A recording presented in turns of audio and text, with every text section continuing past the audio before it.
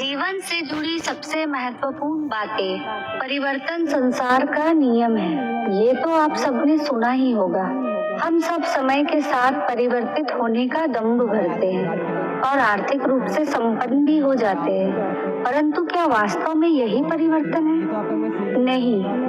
धर्म, जीवन शैली, खान पान में परिवर्तन अस्थायी है। अगर कुछ महत्वपूर्ण है तो सोच का परिवर्तन। समय के साथ अपनी सोच को भी बदलें। जिस प्रकार केवल वस्त्र बदल लेना स्नान नहीं माना जाता, उसी प्रकार दिखावे का परिवर्तन समाज को शुद्ध नहीं करता। शुद्धि के लिए आवश्यक है मन का परिवर्तन। जो गतिमान है वही मनुष्य है, जो स्थिर हो गया वो पाषाण है, और जो समय के साथ अपनी सोच न बदले वो शमशान है, और शमशान अंत होता है। गर्व, अभिमान और अहंकार, ये तीनों सुनने में एक जैसे लगते हैं, परंतु तीनों का अर्थ भिन्न भिन्न होता है और परिणाम भी। तीनों का आरंभ प्रेम से होता है। स्वयं से प्रेम, परिश्रम से प्रेम गर्व को जन्म देता है और सफलता अभिमान जगाती है। यहाँ तक कि जब यह भावना अहंकार जगाती है तब वह समस्या बन जाती है, क्योंकि सबसे पूरा अंत अहंकार का ही होता है। परंतु मनुष्य के लिए पहेली यही है कि पहचाना कैसे जाए कि अहंकार जग गया है और उसका गमन आवश्यक है। इसका उत्तर मैं नहीं, आपका मन देगा। जब तक आप स्वयं से प्रश्न करते हैं, जब तक आप सबसे ऊंचा उड़ने का प्रयास कर रहे हैं, तब तक ठीक है, परंतु जब आपके मन में दूसरों को नीचा समझने का भाव आ जाए तो सावधान हो जाइए, क्योंकि यही अहंकार है जो वास्तव में आपको हीन कर रहा है। मनुष्य का मन स्वभाव से ही चंचल होता है। अब बालकों को ही देखो, माता पिता कहेंगे कि नदी के पास नहीं जाना, वन में मत खेलना, तो अवश्य ही वह यही करेंगे जो उन्हें करने के लिए मना किया गया हो। बंधनों को तोड़ने का जो रोमांच है वह मनुष्य के मन को सदा ललचाता है, परंतु बंधन और मर्यादा में बड़ा अंतर है। कभी कभी बंधन तोड़ना उचित होता है, परंतु मर्यादा तोड़ना नहीं। चाहे वो प्रेम ही क्यों न हो, शत्रुता ही क्यों न हो, या फिर अतिथि ही क्यों न हो, ये प्रश्न उठता है कि मर्यादा है क्या? हमें कैसे ज्ञात हो कि हमें किस सीमा को पार नहीं करना चाहिए? जैसा व्यवहार किसी दूसरे से आप अपने लिए चाहते हो, वास्तविकता में वही आपकी भी मर्यादा है।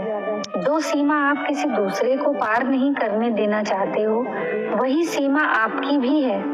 जिस दिन से आप अपने मन से ये प्रश्न करना प्रारंभ कर देंगे, तब से ना आपसे कोई मर्यादा भंग होगी, ना कोई अपराध होगा।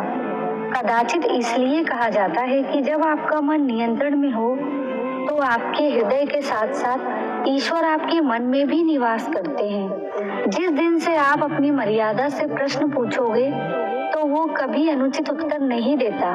जब सागर का जल वाष्प बनकर उड़ता है तब वो हमें दिखाई नहीं देता।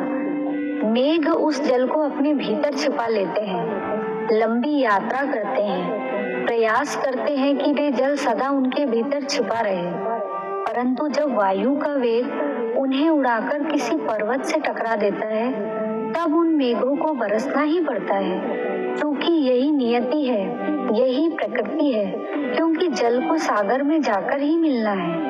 ठीक ऐसा ही हमारे साथ भी होता है। हम सत्य को अपने मन के मेघों में छिपाने का कितना ही प्रयास कर लें, परंतु समय की आंधी उसे ले जाकर वास्तविकता के पर्वत से टकराकर हमारे समक्ष ले ही आती है। जिस भय के कारण आप सत्य को सामने लाने नहीं चाहते, एक दिन वही भय हमारे समक्ष आकर खड़ा हो जाता है और फिर हम लाचार हो जाते हैं, क्योंकि हमने उस भय से सामना करने की तैयारी नहीं की होती। इसीलिए सत्य से भागे नहीं, उसे छिपाए भी नहीं, उसे स्वीकार करें।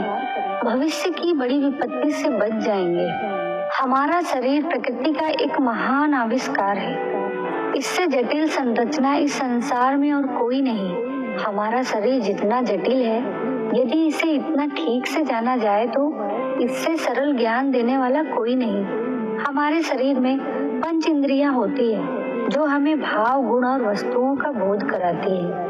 हमारे पास आंखें, नाक, स्पर्श के लिए त्वचा, कान और जीवा है। सबका अलग अलग कार्य है। परंतु क्या आपने कभी सोचा है कि प्रकृति ने हमें 2 आंखें दी, 2 कान दिए, स्पर्श के लिए पूरा शरीर दिया, परंतु जीवा केवल 1 दी? ऐसा क्यों? क्योंकि प्रकृति चाहती है कि हम देखें अधिक, सुने अधिक, ज्ञान अधिक अर्जित करें और बोलें कम। क्योंकि अधिक वाचाल नाश को निमंत्रण देता है। स्मरण रखिएगा, मनुष्य की सबसे बड़ी दुर्बलता क्या होती है? सोचिए, धन, प्रेम या अहंकार। मनुष्य की सबसे बड़ी दुर्बलता होती है उसके रहस्य। चाहे आप कितने भी शक्तिशाली क्यों ना हो, कितने भी प्रबल क्यों ना हो, परंतु उसके रहस्य उसके नाश की चाबी होती है। इसीलिए यदि प्रबल रहना है, शक्तिशाली रहना है, समर्थ रहना है, तो अपने रहस्य को किसी को भी न बताएं, ना मित्र को और ना ही शत्रु को, क्योंकि समय पड़ने पर कब कौन शत्रु हो जाए ऐसा कहना संभव नहीं। विभीषण को रावण के अमृत कुंड का ज्ञात था, इसीलिए प्रभु श्री राम ने रावण का वध करने में सक्षम हो गए। इसीलिए आप अपने रहस्यों को अपने तक ही सीमित रखें। हम सब अपनों की, अपने मित्रों की, परायों की सहायता करते हैं, परंतु हम सबके मन में एक व्यथा रह जाती है कि वो हमारा उपकार भूल गए। उसने हमें सम्मान नहीं दिया, कि समय पड़ने पर उसने हमारी सहायता नहीं की। होता है ना ऐसा? अब प्रश्न ये उठता है कि क्या हमें उपकार भुला देना चाहिए? और इसके उत्तर भी 2 हैं, हाँ भी और ना भी। हमें दूसरों पर किए गए उपकारों को भुला देना चाहिए, परंतु अगर किसी ने हम पर कोई उपकार किया है तो उसे नहीं भुलाना चाहिए। यदि दूसरों पर किए उपकार भुला दिए तो अपेक्षा नहीं रहेगी, और अपेक्षा नहीं रहेगी तो वो टूटेगी ही नहीं और मन कुंठित नहीं होगा। स्वयं पर किए उपकार को स्मरण रखकर उसको चुकाने के लिए हमेशा तत्पर रहें। उपकार करने वाले के कृतज्ञ रहें, तब ही मन प्रसन्न रहेगा। और यदि हम सभी ऐसा करने लगे तो सबके मन को संतोष रहेगा। मनुष्य भी बड़ा विचित्र प्राणी है। अपनों से नीचे के स्तर के लोगों को वो कुदृष्टि से देखता है, उनका मजाक उड़ाता है, उन्हें बार बार कहता है कि तेरा कुछ नहीं हो सकता, तुम भविष्य में कुछ नहीं कर पाओगे। जब मनुष्य के पास धन, संपत्ति, मान होता है तो वो दूसरों का आदर नहीं करता, परंतु वो एक बात भूल जाता है, उससे भी अधिक शक्तिशाली कोई अस्तित्व में है, और वो है समय, काल। काल अपना चक्र कब बदल लेगा ये कोई नहीं जानता। समय कब करवट बदलेगा ये कोई नहीं जानता। कोयला भी समय के साथ साथ हीरे में परिवर्तित हो जाता है। इसीलिए जीवन में कभी भी किसी का उपहास यानी कि मजाक नहीं उड़ाना चाहिए। मनुष्य जीवन की परीक्षा में सफल होने के लिए क्या नहीं करता? वो परिश्रम करता है, दौड़ भाग करता है, और ये सब करने के बाद भी उसका काम नहीं बनता तो वो नकल करता है। थोड़ा लौटिए अपने बचपन में, स्मरण कीजिए अपने बचपन की स्मृतियों का। विद्यालय में जब आप परीक्षा देने जाते थे तब क्या होता था? आप ना सही मगर कोई ना कोई सफलता पाने के लिए नकल करता ही था और उत्तीर्ण भी हो जाता था, है ना? परंतु जीवन की परीक्षा ऐसी नहीं होती। नकल करने वाला सफल नहीं होता। कारण विद्यालय में सबके प्रश्न पत्र एक होते हैं, परंतु जीवन के प्रश्न पत्र और उनकी कठिनाई सबके लिए अलग होती है, तो निश्चित रूप से उनके उत्तर भी भिन्न होते हैं। इसीलिए यदि आपको जीवन में सफलता पानी है तो नकल मत कीजिए, स्वयं के प्रश्नों के उत्तर स्वयं दीजिए और सफलता आपकी ही होगी।